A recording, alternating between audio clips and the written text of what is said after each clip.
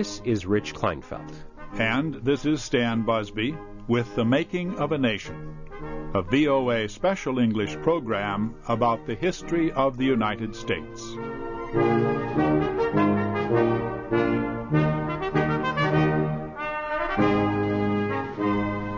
Today, we begin the story of America's 37th President, Richard Nixon.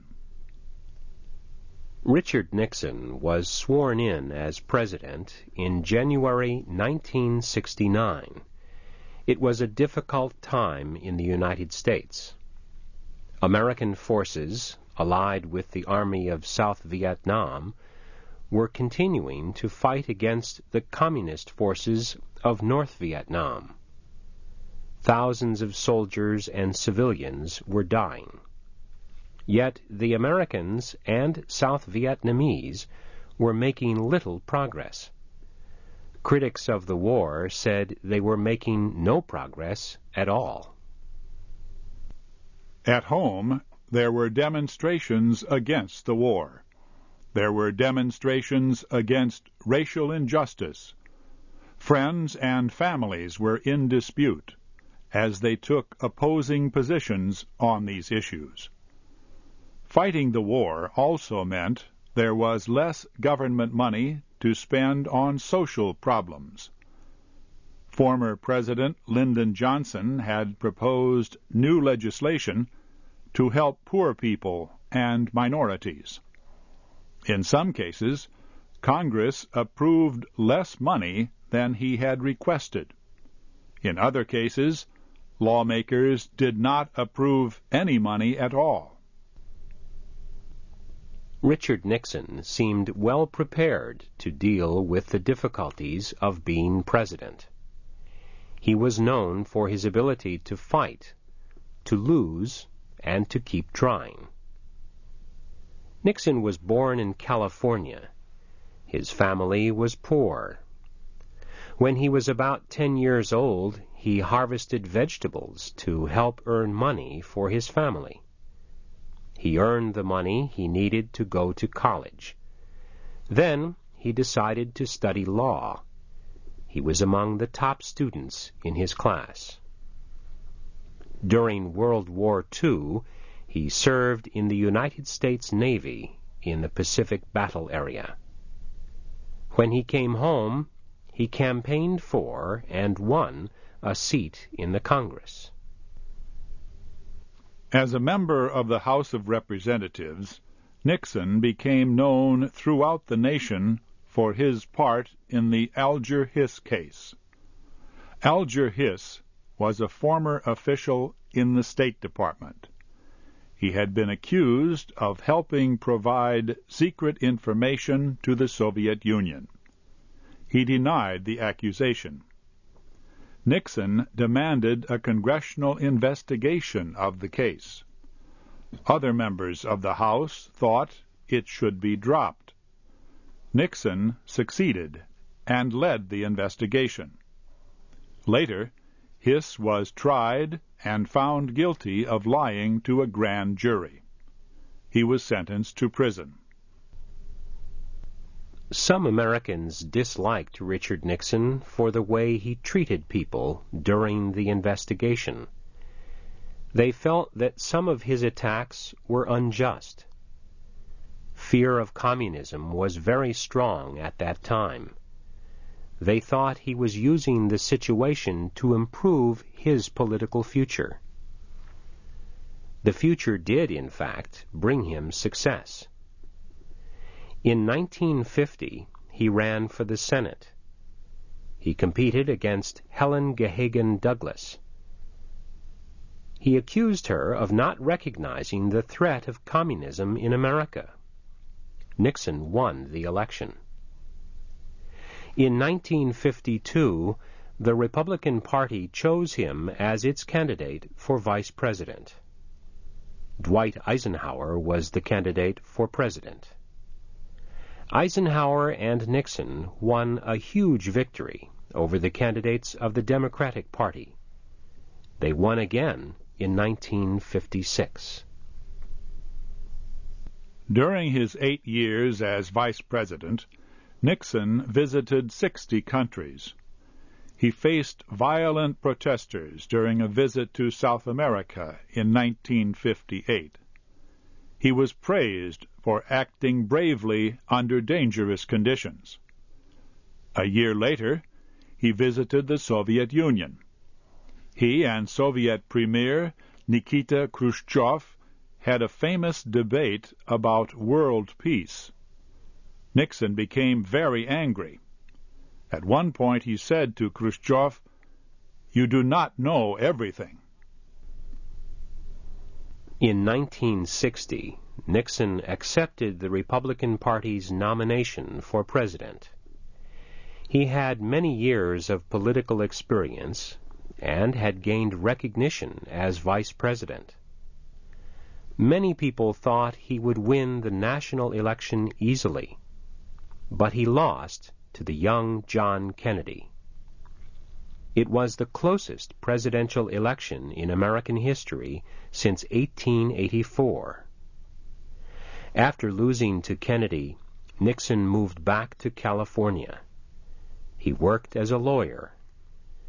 In 1962, he ran for governor and lost.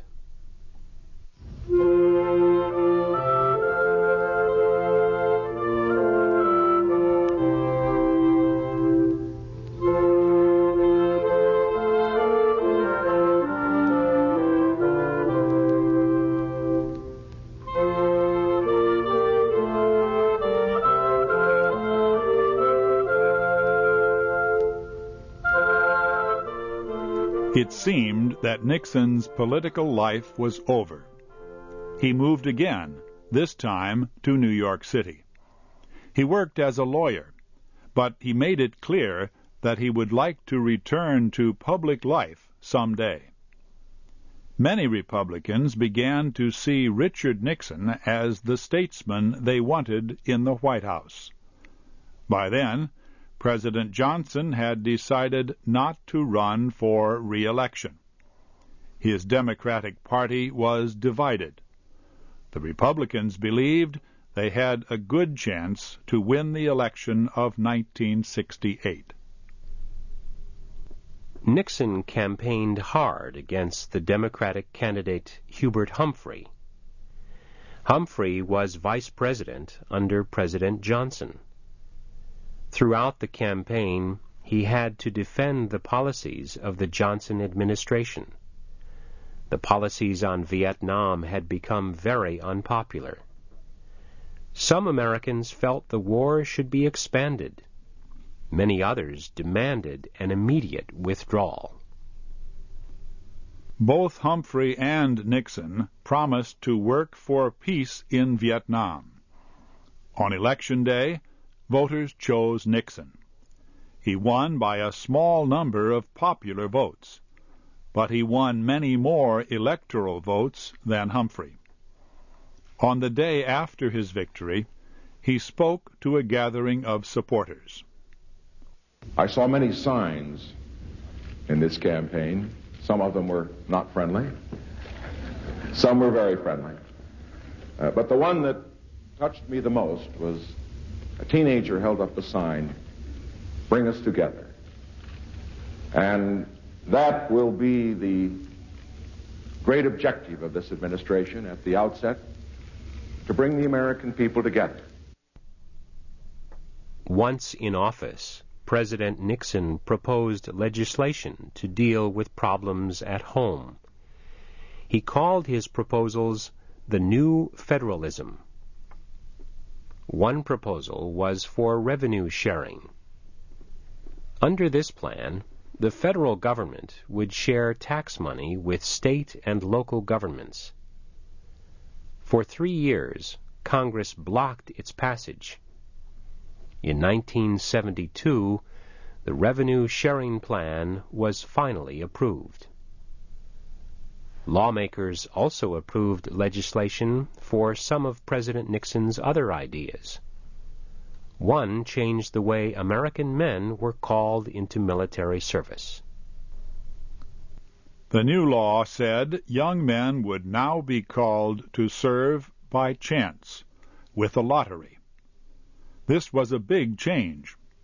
Many people had criticized the earlier system. They said it had taken too many poor men and too many men from minority groups. These were the men who were fighting and dying in Vietnam. Congress also approved a change to the Constitution. The amendment would permit younger people to vote. It decreased the voting age from 21 years to 18 years. Supporters of the amendment said that if citizens were old enough to fight and die in the nation's wars, they were old enough to vote in the nation's elections, too.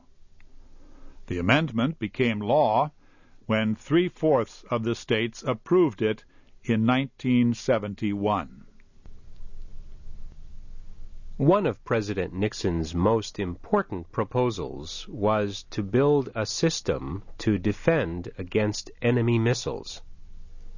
He said the system was needed to protect American missile bases. The issue caused much debate.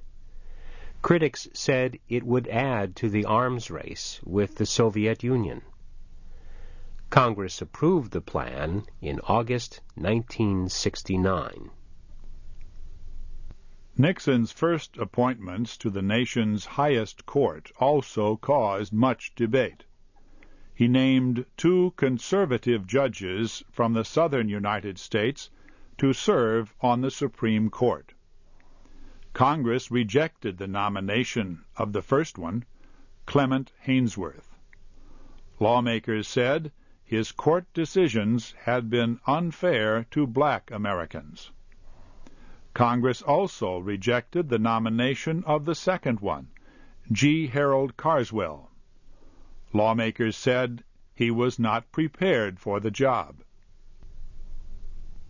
President Nixon faced these disappointments and others. Yet he still had moments of great celebration during his first term. One came on July 20th, 1969. On that day, he and millions of people around the world watched as 2 American astronauts became the first humans to land on the moon. We will continue the story of Richard Nixon next week.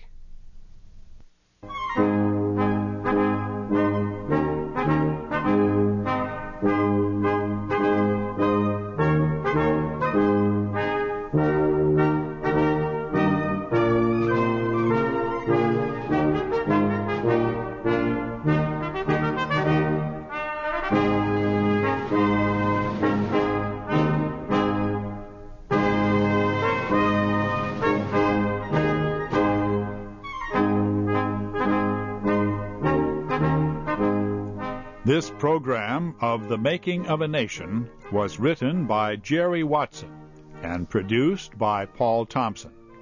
This is Stan Busby. And this is Rich Kleinfeld. Join us again next week for another VOA Special English program about the history of the United States.